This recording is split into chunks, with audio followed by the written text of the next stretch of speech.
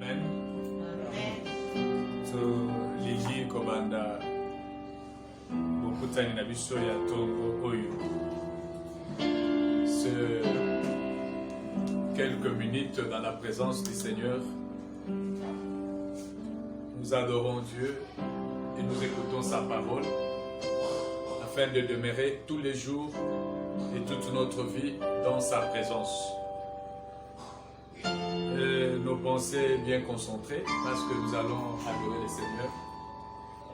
Nous allons les louer, les lever parce que le Seigneur nous a donné cette journée bénie, ces jours merveilleux, le dimanche d'adoration où tous nous avons le souffle de vie. La Bible dit que tout ce qui respire loue le nom de l'Éternel. Moi et toi ce matin, nous nous retrouvons avec le souffle de vie. Toute la semaine passée, nous avons eu des messages des morts dans des familles ou des gens qui n'étaient même pas malades. Et ils sont sortis matin et le soir, c'est un message de la mort. Nous avons reçu. Le même jour de vendredi et samedi, nous avons reçu le message du grand frère de l'évangéliste Kojak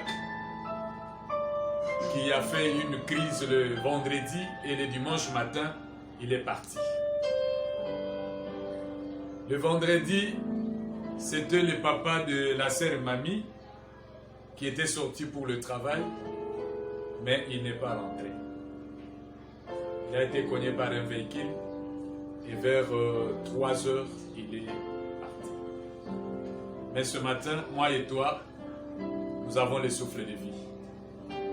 Nous étions aussi sortis comme eux, on a emprunté de transport, mais nous sommes gardés.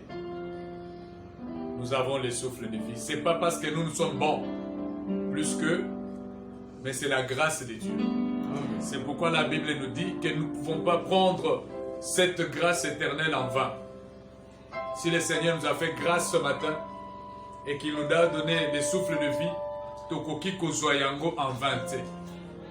C'est pourquoi si nous avons le souffle de vie ce matin, la première chose c'est pour louer le Seigneur, pour l'adorer. C'est pourquoi je demanderai à ce que nous puissions nous concentrer dans sa sainte présence pour l'adorer.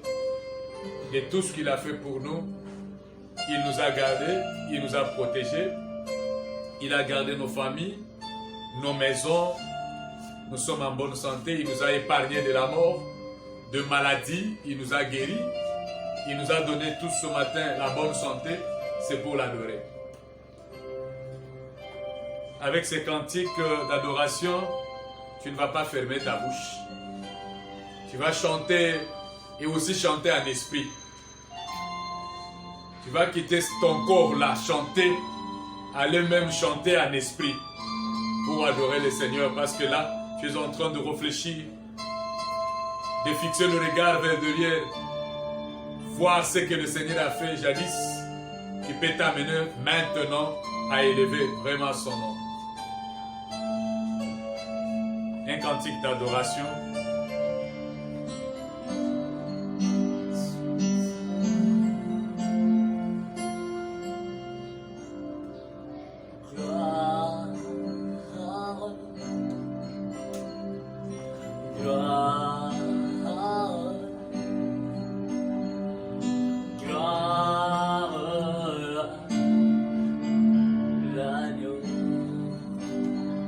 Chantons gloire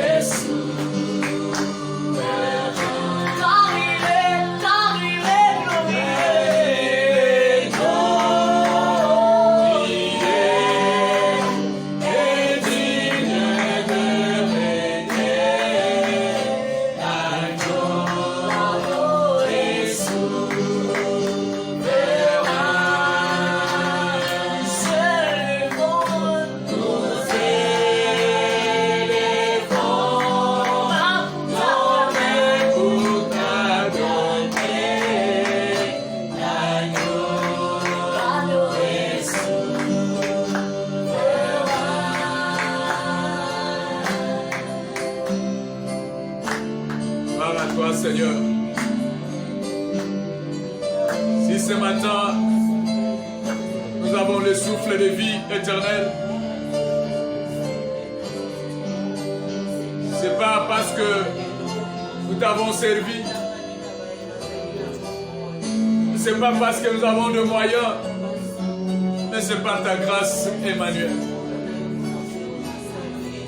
Que la gloire et l'honneur ne te reviennent qu'à toi seul. Nous avons vu avec nos propres yeux les vaillants qui sont tombés. Avec nos propres yeux, les gens qui ont de moyens sont tombés. Cette semaine, avec nos propres yeux, ils n'étaient pas malades, ils sont tombés. Ils ont souffert pour quelques minutes, quelques heures, ils sont tombés. Nous avons le souffle de vie. Nous venons t'adorer, Seigneur. Nous venons t'élouer, Jésus-Christ de Nazareth.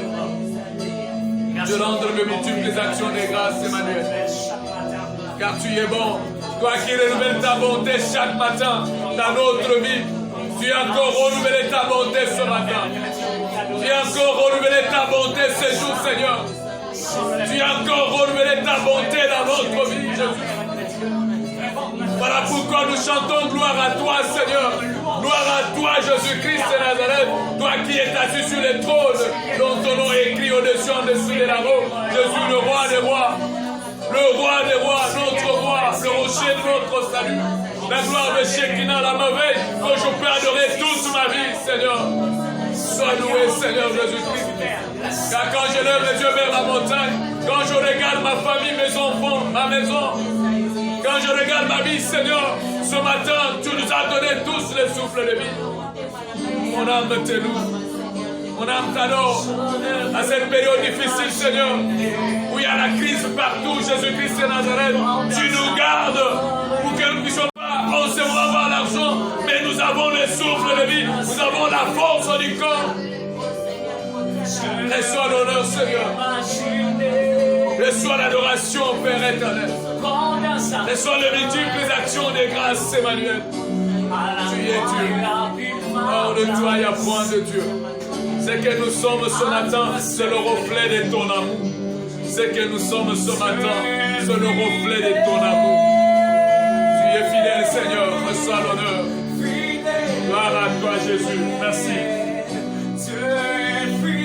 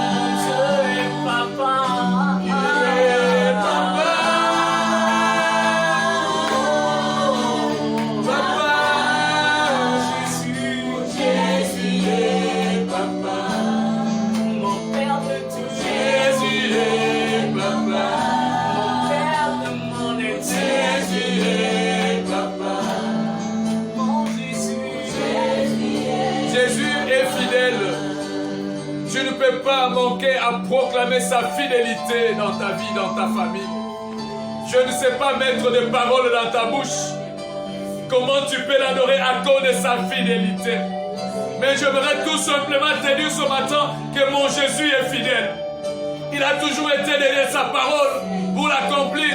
Et je sais qu'il a accompli sa parole dans ta vie. Il t'a promis la protection. Il est en train de te protéger. Il t'a promis la sécurité. Il n'a jamais changé.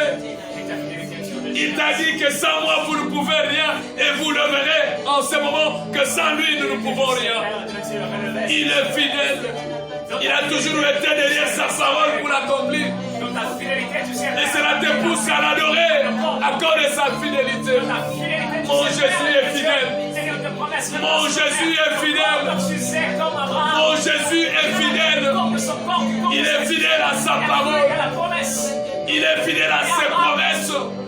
Tout ce qu'il promet, il le réalise. Il t'a jamais promis quelque chose, il n'a pas fait. Il est fidèle. Il est fidèle. Lui qui est assis sur le trône, dont son nom est écrit au-dessus, en dessous de la robe. Jésus, le roi des rois. Il règne dans sa vie, il est fidèle. Il est fidèle. Lui qui a dit, je ne vous abandonnerai pas. Seigneur, tu as dit que tu ne les laisserais jamais. Mais nous sommes en train de vivre ta fidélité, Seigneur, parce que tu nous abandonnes pas. Il y a des moments que nous nous cédons. Il y a des moments où nous nous fatiguons. Il y a des moments où nous nous abandonnons. Mais toi, tu nous as jamais abandonnés, Seigneur. Tu nous as jamais abandonnés. Nous sommes de ceux-là à un moment donné. Nous te connaissons seulement lorsque nous avons des problèmes. Mais toi, tu n'as jamais compté cela. Tu es toujours avec nous. Tu es toujours avec nous. Il y a des moments dans notre vie, lorsque nous avons la joie extrême, nous abandonnons même ton nom. Mais lorsque le malheur nous arrive, nous venons auprès de toi. Tu ne nous as jamais abandonnés. Tu es toujours avec nous. Voilà pourquoi je lève ta fidélité. Sur la terre, il n'y a pas des gens fidèles. Mais toi, tu es fidèle, Jésus. Toi, tu es fidèle. Et quand je vois tout ce que tu as accompli dans ma vie, dans ma famille, dans cette église, dans toutes les familles, les enfants de Dieu, nous t'avons demandé de le début de cette pandémie que moi je ne veux pas perdre et nous ne voulons pas perdre. Seigneur, dans ton église, tu es en train de garder et nous sommes tous en bonne santé, protégés, sécurisés à cause de ta fidélité. Tu es toujours derrière ta parole. Reçois l'honneur, Jésus. Gloire et louange, action de grâce. Je sois glorifié à toi, Seigneur. Merci, Père.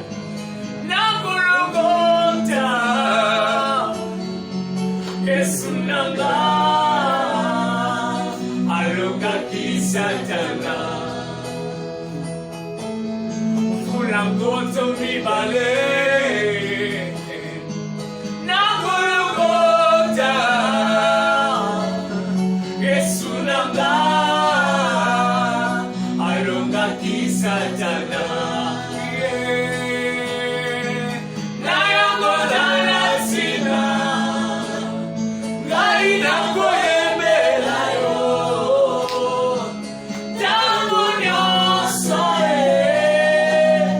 na momoina.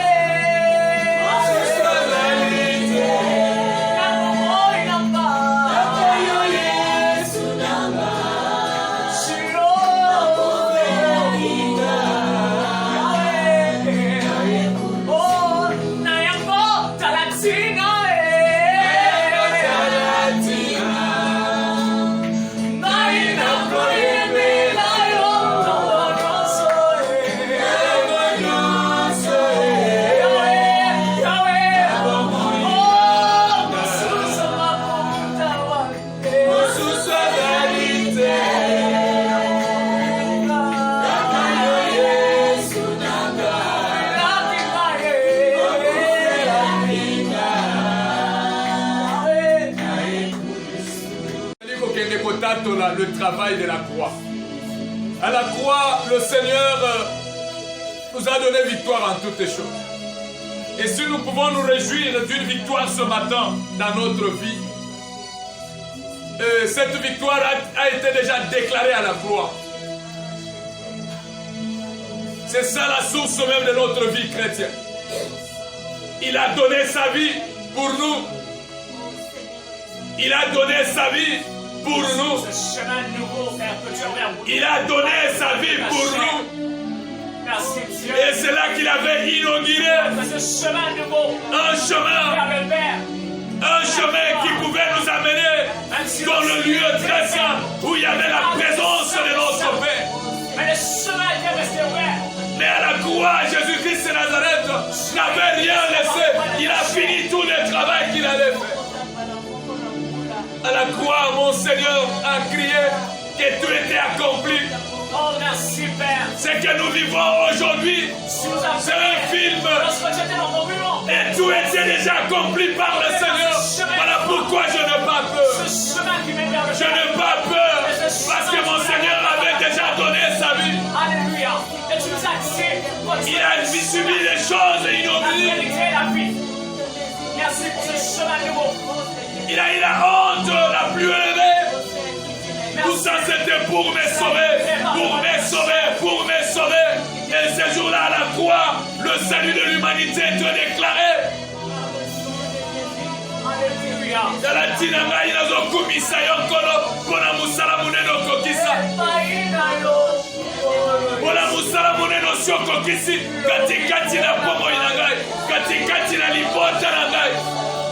Oui, les choses, les problèmes peuvent arriver, les difficultés peuvent arriver, mais je suis plus que vainqueur parce que tu as déjà accompli un travail à la croix.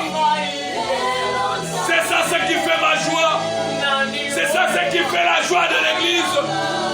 C'est ça ce qui fait la joie des chrétiens. Ce matin, il y a quelqu'un qui a déjà pris notre place. Un travail se réaliser pour que nous puissions être sauvés. Voilà pourquoi je t'annonce ce matin. La maladie, oui, mais toi tu es le médecin de médecin. Tu avais déjà vaincu la maladie. La mort, oui, mais tu l'avais déjà vaincu à la croix. Voilà pourquoi nous déclarons que nous sommes plus que vainqueurs. Des combats que nous n'avons pas combattus. Mais nous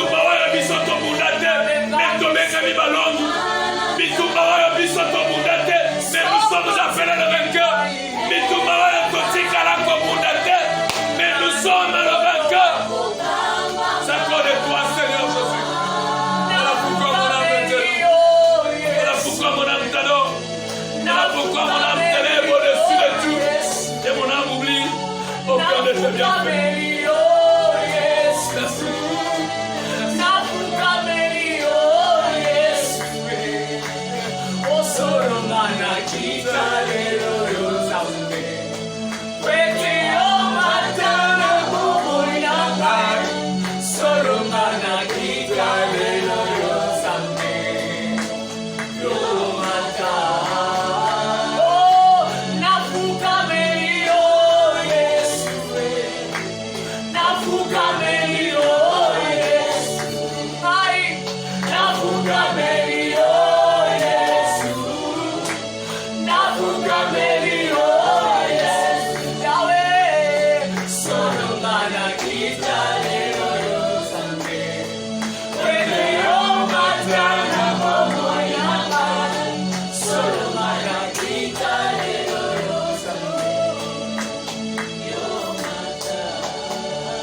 Merci Père pour ce moment, car nous voulons écouter ta parole.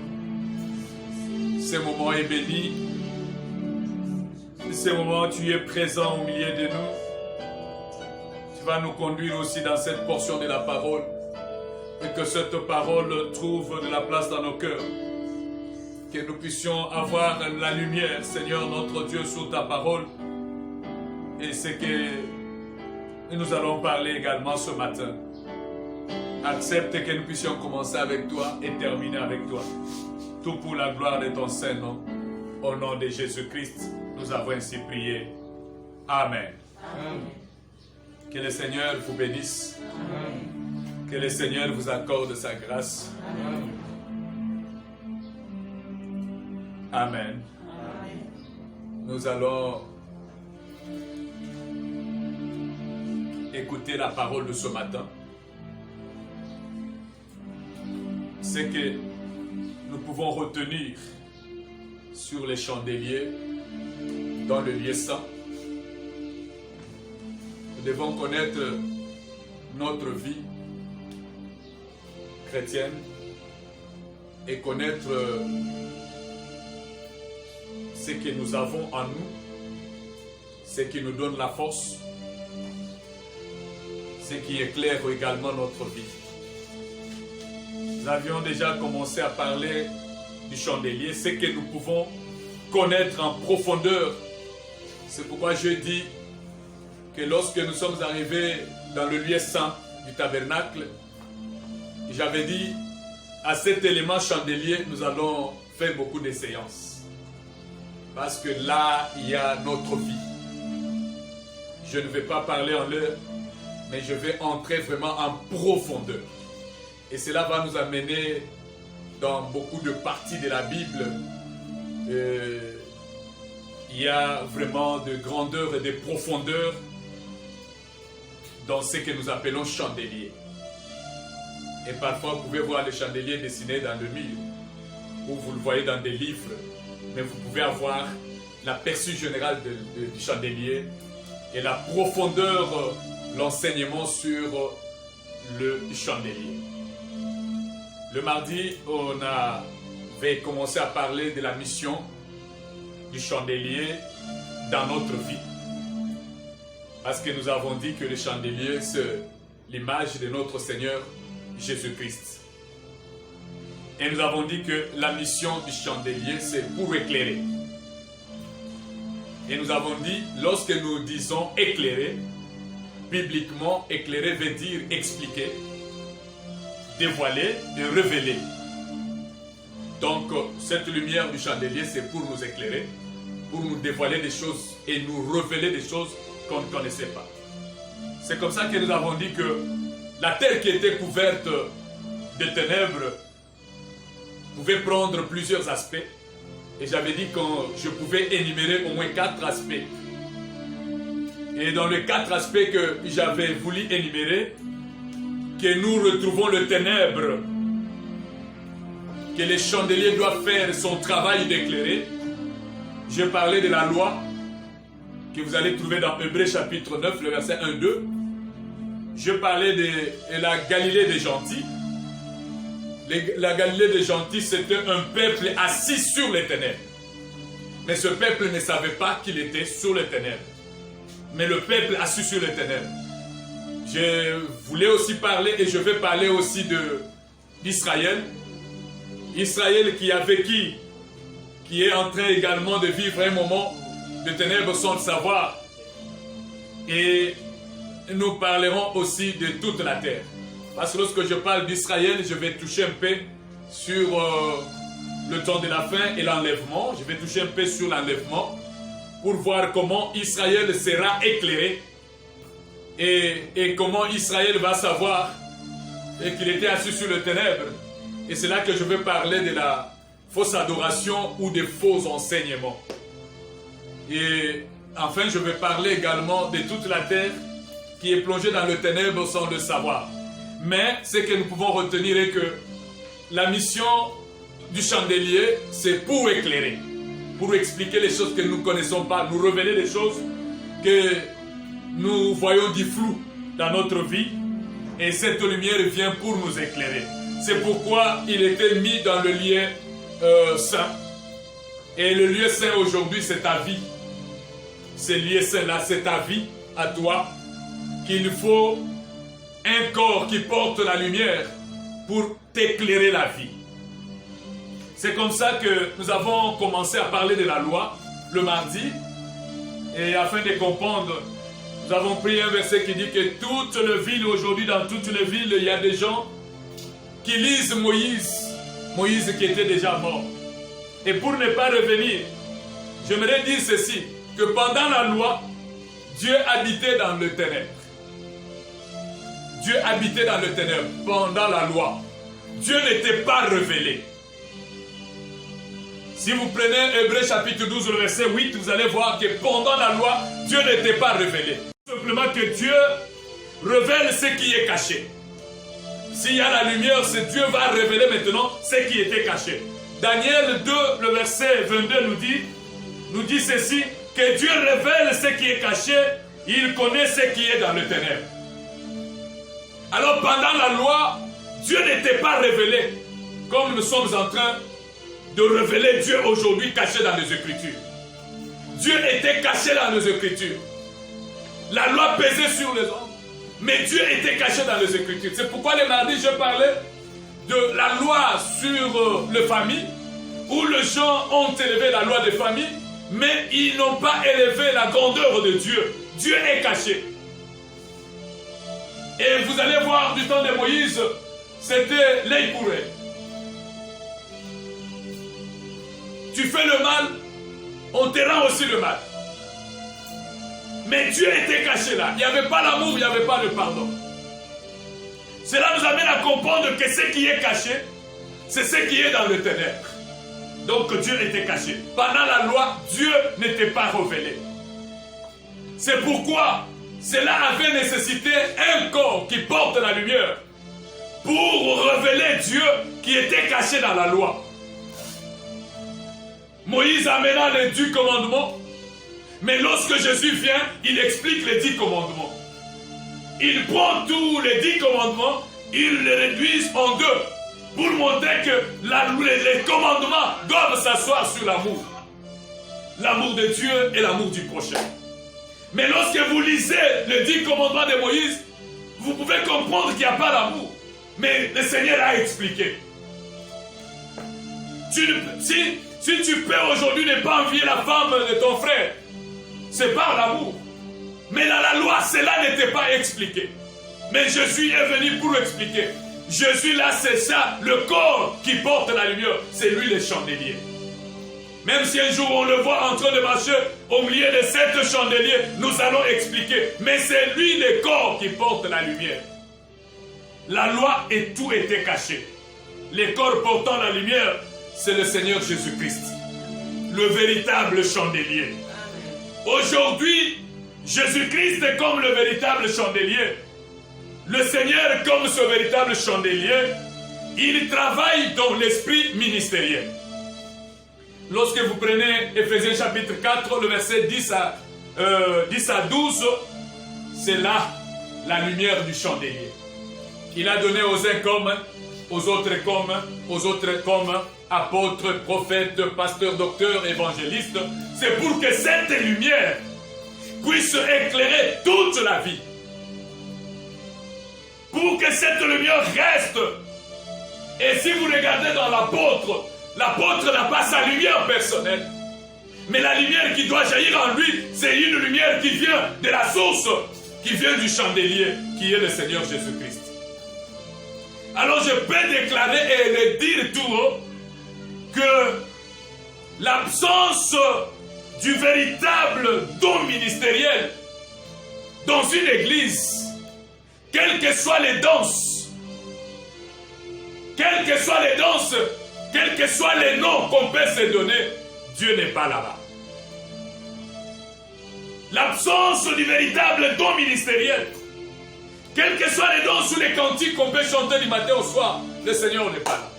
Parce que le Seigneur a laissé la lumière dans Éphésiens 4, 11 à 12. Il a donné les uns comme. Il n'y a pas de véritable, nous sommes les comme. C'est ce que la Bible dit. Il a donné aux uns comme apôtres. Pourquoi? Parce que c'est lui-même l'apôtre par excellence. Il a donné aux uns comme prophètes. Il n'y a pas de prophètes. Il y a des gens comme prophètes. Il y a des gens comme prophètes. Parce que c'est lui le prophète par excellence. Il a donné aux autres comme pasteur et docteur. C'est un seul don. Pasteur et docteur. Pourquoi? Parce que c'est lui-même le pasteur de tout le brebis. C'est lui-même le docteur. C'est lui-même qui sait donner l'enseignement. Et nous sommes comme. Et c'est sa lumière-là que nous pouvons projeter à l'église. C'est ça le rôle du chandelier. Je vais parler du deuxième ténèbre un peu rapidement. J'ai dit la Galilée des gentils. Je ne vais pas laisser des mots que j'ai sortis ici dans les points d'interrogation. La Galilée des gentils. Je dis que la Galilée des gentils, c'est le peuple assis sur les ténèbres. Ce peuple a déjà compris que les ténèbres, c'est ça la vie. Ce peuple comprend que ce qu'il est en train de faire, c'est ça la vie. C'est pourquoi il peut s'enfoncer dans le ténèbre sans comprendre. Et ce peuple est là parce qu'il n'a pas encore vu la vérité. Ce qui s'oppose à ce que lui appelle vérité. Il peut appeler quelque chose de fabriquer une vérité, mais parce qu'il n'a pas encore vu une vérité qui va s'opposer à celle que lui déclare vérité. Il reste dans le ténèbre parce qu'il n'a pas eu l'explication. C'est ça le peuple que j'appelle la Galilée des gentils. Ce peuple est assis sur le ténèbre. Aujourd'hui même, dans notre vie, il y a la Galilée des gentils. Où il y a des peuples assis sur les ténèbres. Mais ils partent à l'église, ils sont là. Ils ont un pasteur, ils ont un apôtre, un bishop, archibishop, comme on peut les appeler. Mais ils se retrouvent assis sur les ténèbres. Pourquoi? Parce qu'il n'y a pas une lumière, les corps qui portent la lumière. Vous allez le remarquer, la Bible nous dit, vous le remarquerez par leurs fruits. Ils ne considèrent pas ce qui est important dans la vie spirituelle, mais ils considèrent ce qu'ils voient avec les yeux. On va nous lire le premier verset sur Matthieu, chapitre 4, le verset 16. On le lit rapidement.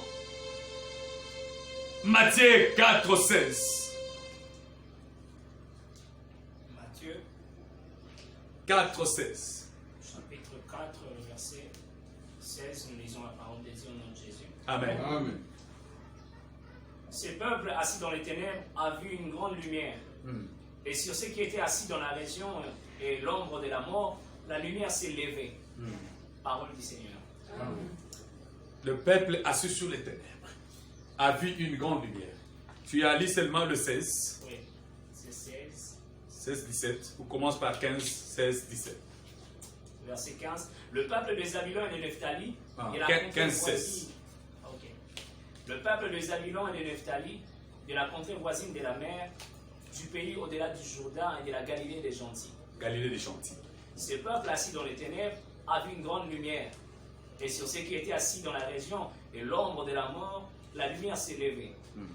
Dès ce moment, Jésus commença à prêcher et à dire. On peut se limiter là. J'aimerais que vous puissiez citer la Galilée des gentils. Ce peuple assis sur les ténèbres. On nous dit la Galilée des gentils. Ce peuple assis sur les ténèbres. Il était assis sur les ténèbres. Il ne pouvait pas comprendre qu'il était assis sur les ténèbres. Mais ce peuple ici, toute sa vie, considérait seulement les ténèbres là comme était la lumière. Et il s'enfonçait dans le mal en considérant ces ténèbres comme la lumière. Mais le jour où ce peuple a vu la lumière, ce peuple s'est levé. La lumière s'est levée et ce peuple a compris. C'est ce que Ésaïe chapitre 9, le verset 1er nous dit. Le peuple qui vivait dans le ténèbre voyait une grande lumière. Et ce peuple s'est levé. Il dit, nous avons vu la lumière, car un enfant nous est né, et le fils nous est donné, et la domination reposera sur son épaule. Alors, ce peuple ici, assis sur les ténèbres, il représente une terre couverte par les ténèbres. Une terre couverte par les ténèbres qui doit être éclairée par le chandelier. Et lorsque je parle de cette terre couverte par les ténèbres, c'est le ténèbre de la mort et le ténèbre du péché. Ce peuple était assis sur le ténèbre de la mort. Ce peuple était assis sur les ténèbres du péché. C'est pourquoi vous voyez que la Bible nous dit ceci, mon peuple périt faute de connaissances. Ça, c'est les ténèbres de la mort. Les gens sont en train de mourir parce qu'ils n'ont pas la connaissance. La connaissance du chandelier, la connaissance de la lumière de Dieu en eux. Ils considèrent autre chose. Parce qu'ils n'ont pas la lumière. C'est pourquoi ce peuple doit être éclairé par le chandelier pour qu'il quitte les ténèbres afin de venir à la lumière. C'est ça le travail et la mission du chandelier. C'était pour éclairer, révéler à ce peuple qui vivait dans le ténèbre. Que vous êtes dans le ténèbre, ce que vous êtes en train de considérer comme lumière, ce n'est pas la lumière. C'est ça la Galilée des gentils. Le peuple qui périt faute de connaissances. Et lorsqu'il n'a pas la connaissance, il est assis sur les ténèbres. Chapitre 10, le verset 21 et 22. Job dit, avant que je m'en aille. Job 10, le verset 21 et 22. 21, 22. Mais le jour ne sont-ils pas en petit nombre qui me laissent, qui se retirent de moi et que je respire un peu avant que je m'en aille pour ne plus revenir dans le pays des ténèbres et de l'ombre de la mort. Dans le pays de ténèbres et de l'ombre de la mort. Pays d'une obscurité profonde où règne l'ombre de la mort et la confusion. Oui. Et où la lumière est semblable aux ténèbres. Amen. Et ce peuple-là, qui manque la connaissance, il est assis sur le pays de la confusion. Sur le pays de la confusion. Et lorsque vous regardez ce peuple-là, c'est pourquoi je vous dis, il y a même des églises aujourd'hui, vous entrez, il y a la confusion sur confusion. Et là, ce sont les pasteurs qui sont élevés au-dessus même de Dieu.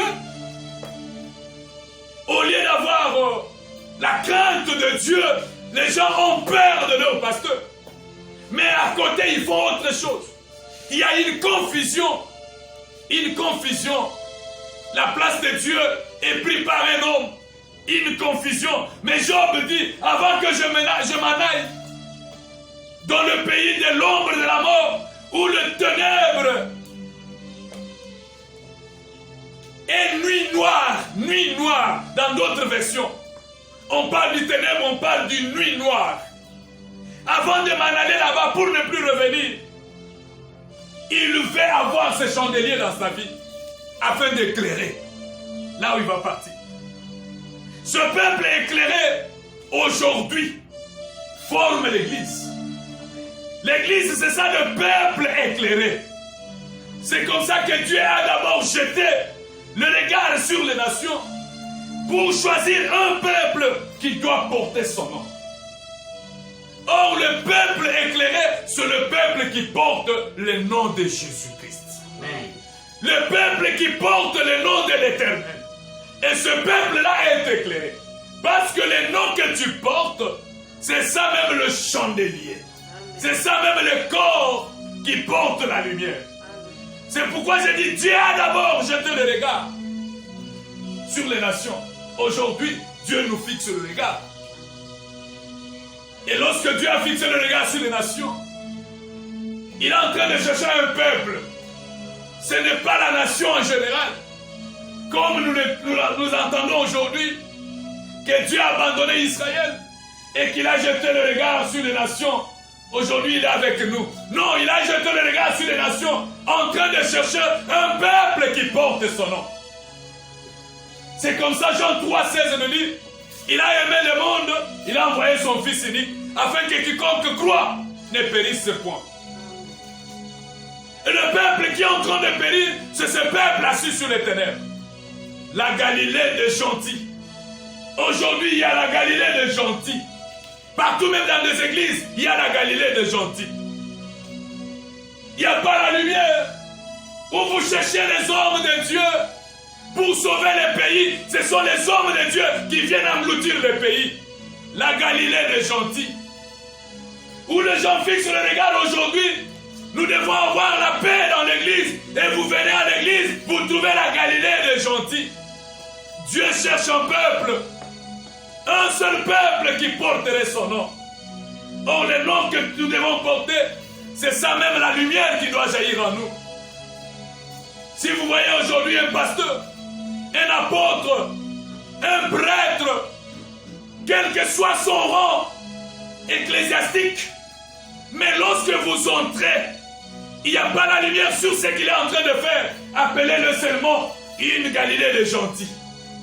C'est la Galilée des gentils, apparence sans être. L'apparence sans être. Aujourd'hui, dans les églises sont dirigées des Galilées des gentils. Assis sur les ténèbres, mais ils veulent conduire les gens dans la lumière. Or, tous ces gens-là ont besoin du corps qui porte la lumière. Et ce corps qui porte la lumière, c'est le chandelier. Le chandelier, c'est le Seigneur Jésus-Christ, qui est ce corps qui porte la lumière. Vous allez le trouver dans Actes chapitre 15, verset 4. Vous allez voir qu'après l'enlèvement de l'Église, aujourd'hui, il a jeté le regard sur les nations. Mais sachez-le bien, vous, la Galilée des gentils, si vous ne voulez pas vous repentir, si vous ne voulez pas accepter la lumière, si vous ne voulez pas recevoir cette lumière afin de contrôler votre vie. Vous savez, lorsque cette lumière, vous êtes dans le ténèbre et que cette lumière vous parvienne, vous allez éclairer aussi le monde. Les ténèbres n'auront plus de place dans votre vie. Même des maladies qui viennent dans le monde des ténèbres ne peuvent jamais demeurer dans votre vie.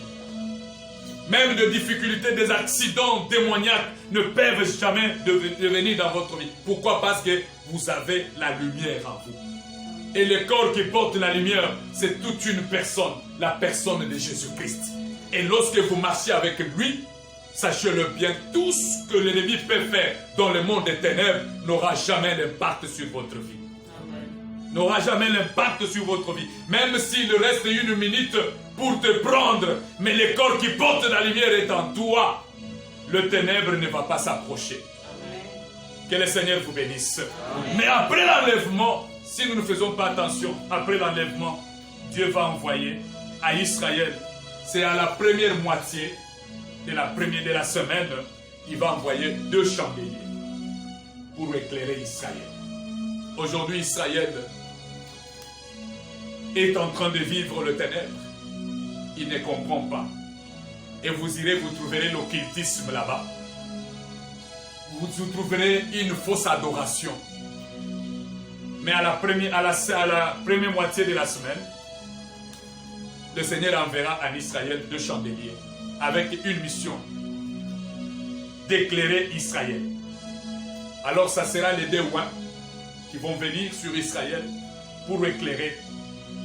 Ils auront une mission pendant le temps de leur ministère, c'est-à-dire 3 ans et demi, d'éclairer Israël contre le ténèbre de la bête.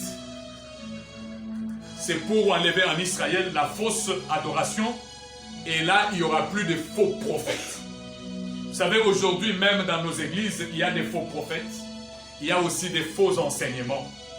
Et les faux enseignements et les faux prophètes, leur mission même dans des églises aujourd'hui, c'est pour conduire le peuple de Dieu dans la fausse adoration. Mais je vous dis, bien-aimés dans le Seigneur, retenez ce que vous avez, que personne ne puisse vous arracher. Ils entrent dans des églises, ils sont dans vos églises là, c'est pour amener le peuple de Dieu dans la fausse adoration. Et lorsque vous regardez dans des églises, des gens commencent à adorer les pasteurs. Les gens commencent aujourd'hui à porter les photos de leur pasteur sur leur poitrine. Ils se promènent. Mais lorsque vous regardez, il n'y a pas la photo de Jésus. Et Jésus même ne nous a pas dit de porter sa photo sur notre poitrine. Mais il nous a dit de lui porter dans notre cœur. Amen. Nous devons porter notre Seigneur Jésus dans notre cœur. Mais pas sur notre poitrine. Et aujourd'hui, vous verrez les fausses d'adoration, les faux enseignements et les faux prophètes dans des églises aujourd'hui. Ils ont pris le peuple de Dieu, ils les ont amenés dans la fausse adoration. Les gens commencent à adorer les hommes à la place d'adorer Dieu. Et vous oubliez que le Seigneur a dit que je suis un Dieu jaloux. Je ne partage jamais ma gloire avec une autre personne. Lorsque vous portez la photo d'un pasteur, vous l'adorez plus que Dieu du ciel. Il y a des gens qui disent aujourd'hui, j'avais mis la photo de mon père spirituel au-dessus de mon lit. Mais lorsque je mal rêvé, je vis que mon pasteur était venu au secours. C'est ça la fausse adoration. C'est ça les faux enseignements. C'est ça conduire le peuple. C'est ce temps que nous sommes. Nous sommes dans le temps où on est en train de conduire le peuple dans la fausse adoration. Et beaucoup sont en train d'adorer la bête, ne le sachant pas. Alors nous sommes des sentinelles. Nous venons aujourd'hui sonner la trompette. Il y a un seul Dieu. Amen. Un seul Dieu. Amen. Un seul Dieu qui a créé la terre et le ciel. Et ce Dieu-là nous dit, il ne peut jamais partager sa gloire avec une autre personne. Amen. Alors, portons le Seigneur dans notre cœur. Quittons les faux enseignements et la fausse doctrine. Ça va nous amener à la fausse adoration.